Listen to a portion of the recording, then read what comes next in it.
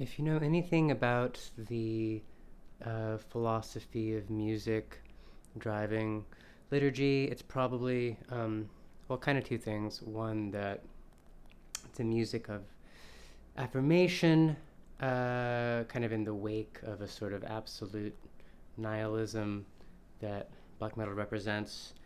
Uh, and then the other aspect of that is that the burst beat is the sort of rhythmic kind of tool or something to kind of bring forth this affirmation, and uh, and people generally associate the burst beat with acceleration. So it's like a blast beat, which is the rhythmic technique of black metal, um, but it accelerates, and that's the difference. And somehow it's this acceleration that uh, gives the music this like affirmative quality. So I'm going to explain what I mean by that a little bit. People generally, um, people generally don't like it. You can hear what I'm saying for sure, um, but when I hear back what people sort of think the burst beat is, they usually point to um, what is just one part of the burst beat, and that is moments in our songs where the drums kind of sound um, like the pistons in a train starting to speed up. Like bum bum bum bum bum bum bum bum bum bum, right? That so it's like a engine that's accelerating, um, and we do use that a lot, and that is part of what the burst speed is. Um, but it's just one part, and um, and that in itself wouldn't explain why uh, why the technique is an implement of affirmation. So, what I'm really, when I say acceleration, I'm invoking a more abstract conception of acceleration, which is, I guess, well, just like the scientific one, like literally the abstract definition, which is you have, space and you have speed, meters per second, whatever, and the rate of change of the speed changes, or yeah, that there's an increase in the rate of change of a speed, and uh, there's a natural phenomenon, which is that um, uh, as this as acceleration happens abstractly, that matter will change its state when it crosses certain singular points. Um, and the example I tend to use to illustrate this is water. So basically, the universe. So Empedocles was correct, right? The universe actually is made of four elements: earth, air, fire, and water, or solid, gas, liquid, and plasma. And so if you take so water, we're very familiar with. Water has a number of singular points, um, and below a certain temperature, water will be in ice form, which is Earth, and temperature is a kind of speed. We associate it with heat, but it's the speed at which the molecules are moving or whatever. So at a very slow speed, water is ice, and then as the temperature increases, it sort of stays ice, but then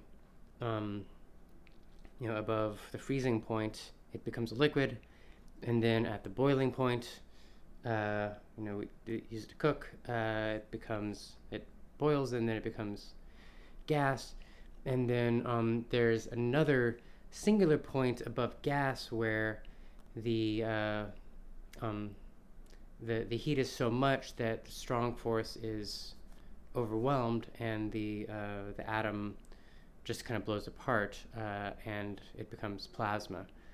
And I think like most of the universe is plasma. Actually, there's plasma in stars. It's like it's just kind of swirling energy. That's what you need plasma for nuclear fission, nuclear fusion, and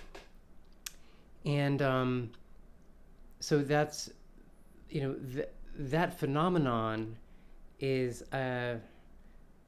really sort of powerful to behold, and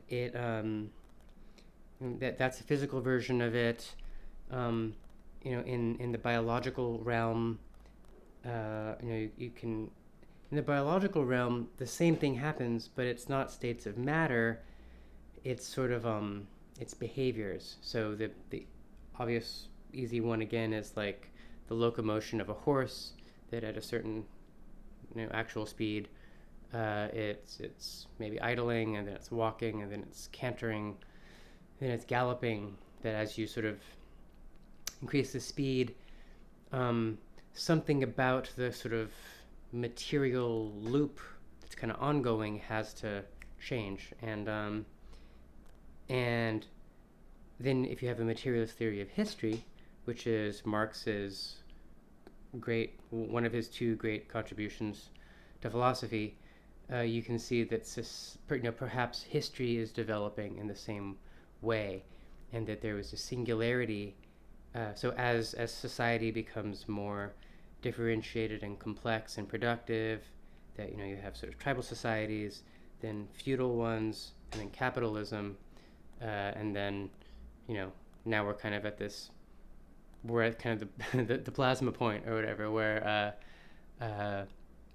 things are going so fast that it's all gonna blow apart, or something new will emerge, or whatever. So so that's acceleration, and this is all these aren't really my ideas. This is kind of the essence, a big part of Deleuze's philosophy, Deleuze and Guattari, and my ideas around this were developed as long ago, when I was like reading a lot of Deleuze and a lot of Nietzsche and Marx, and so with the at some point I'll make a more high effort video, I guess, with kind of examples or maybe clips of Leo playing. That's the other thing. I mean, the execution of the burst beat is incredibly difficult. I can play each aspect of it for a little while, but like actually performing a whole song or a whole set is it's really hard. Anyway,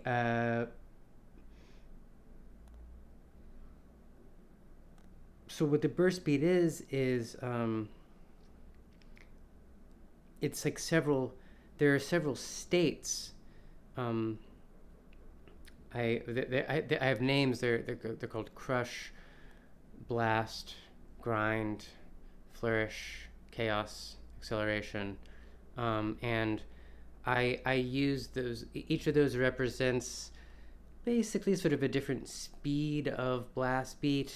That's a kind of imprecise way of putting it, because only two of them could really be called blast beats. It's not, but different speeds of drum beats that are so fast that they are that they're not really rock beats, I guess. That's sort of what I think of as a blast beat. I mean, that's a whole other topic, I guess, is the way that just the kind of kick, snare, drum beat is the essence of rock music that you rock to, and that that has been accelerating since rock music was born. And black metal is sort of situated at a point in the history of music where that beat becomes so fast that it doesn't really interlock with the rhythm of like walking and breathing and so forth.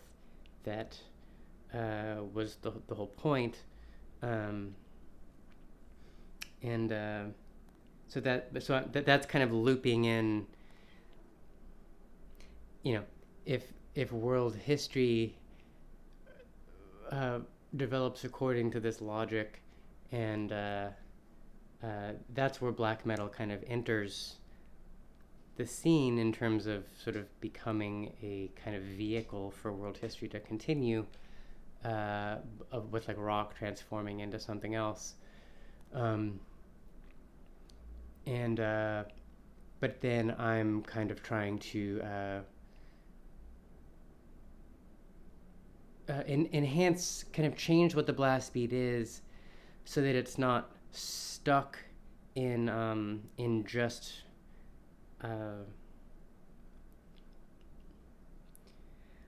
sorry, I'm kind of like not. I could explain this better, but like there is a there's a kind of mystical sense that I get, that I'm just sort of attracted to in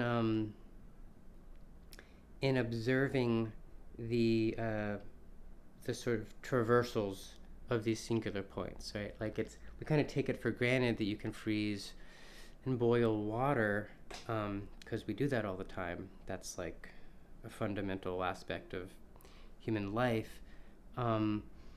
But then when you think about how these singular points are kind of there in life in other ways, in human history, also in personal psychological development, like there are sort of levels of consciousness.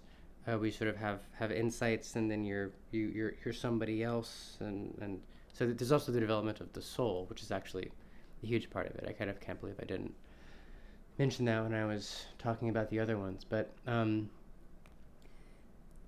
so like when I compose burst beat parts, it'll be like, all right, there's this many measures of like the blast, and then it'll do a fill and then go into grind or crush or flourish, and those are different.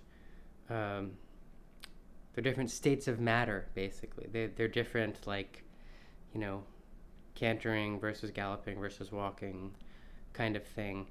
And the idea is that by rendering that,